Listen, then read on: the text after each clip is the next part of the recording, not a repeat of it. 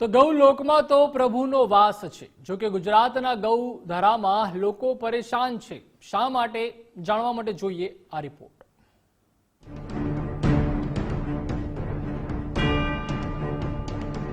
જીવના જોખમે પસાર થતા વાહન ચાલકો, રસ્તાની સમસ્યાનો તંત્ર પાસે છે કોઈ રસ્તો? પંચમહાલ જિલ્લાના મુખ્ય મથક ગોધરા શહેરમાં તંત્રનું નહીં બલકે ઢોરોનું સામ્રાજ્ય જામ્યું હોય તેવા દ્રશ્યો કેમેરામાં કેદ થયા।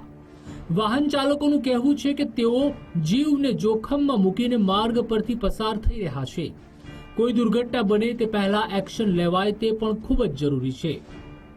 પુલમાં મૂકવા જઈએ તો એક દહેશત હોય છે, કારણ કે રોડ ઉપર જ ગાયો અને પશુઓ ફરતા હોય છે। તો અમુક વખત કેવું છે કે તમે ત્યાંથી પસાર થતા હોય ત્યારે એ લોકો લડી પડતા હોય તો વાહનો ઉપર પડે છે, જેના કારણે જાનહાનિ થઈ શકે છે। નગરપાલિકા દ્વારા અને પ્રશાસન દ્વારા જેના પણ પશુઓ છે તેમની સામે સખતમાં સખત કાર્યવાહી કરવી જોઈએ અને એમની સામે ગુનો દાખલ કરી અને એ લોકોને સજા આપવી જોઈએ, જેના કારણે આવી રીતે પશુઓને રખડતા મૂકે નહીં રોડ ઉપર। શહેરના હાર્દસમા એવા બસ સ્ટેન્ડ માર્ગ, Gandhi petrol pump, Bamroli road, Sampa road સહિત અન્ય વિસ્તારોમાં મોટા પાયે પશુઓ અડીંગો જમાવીને બેઠા છે। ભૂતકાળમાં બનેલી ઘટનાઓને યાદ કરાવતા નાગરિક હિતરક્ષક સમિતિના પ્રમુખ શું કહી રહ્યા છે, હવે તે પણ સાંભળીએ। ગત વખતે પણ બસ સ્ટેશન પાસેના એક બનાવમાં એક બેનનું મૃત્યુ થયું હતું, ત્યારે નગરપાલિકા અને જવાબદાર વહીવટી તંત્રએ આ રખડતા ઢોરોનું કંટ્રોલ કરવો જોઈએ।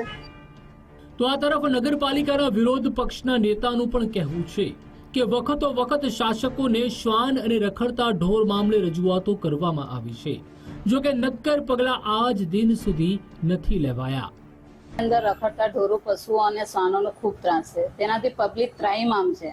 અમે આ વિશે નગરપાલિકામાં વારંવાર મૌખિક, લેખિત તેમજ વિડીયો દ્વારા, વોટ્સઅપ દ્વારા ઘણી વખત રજૂઆત કરી અને મળવા પણ ગયા। તે લોકો ફક્ત આશ્વાસન આપે છે કે અમે એક્શન લઈશું, પણ અત્યાર સુધી નગરપાલિકા તરફથી કોઈ એક્શન લેવામાં આવતું નથી। નગરપાલિકાની પાસેના પિંજરાઓ છે એના માટે ના કોઈ નક્કર ટીમ છે કે શ્વાનો અને ઢોરોનો કોઈ ઉપાય કરી શકે, એમને પાંજરામાં પૂરી શકે, જેથી પબ્લિકને પણ રાહત થાય। નગરપાલિકા ગોધરાએ 2 દિવસ પહેલા જ કામગીરી ચાલુ કરી દીધી છે। તેની તમામ સૂચનાઓ અપાઈ ગઈ છે।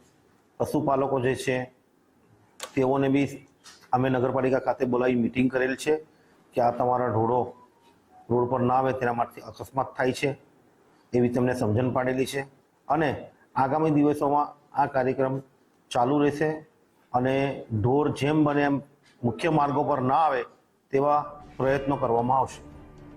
કહેવત છે કે જાગતા નર સદા સુખી। ભૂતકાળમાં બનેલી ઘટનાઓનું પુનરાવર્તન થાય તે પહેલા એક્શન લેવાય તે પણ ખૂબ જ જરૂરી છે। નામદેવ પાટીલ, ગુજરાત ફર્સ્ટ, ગોધરા।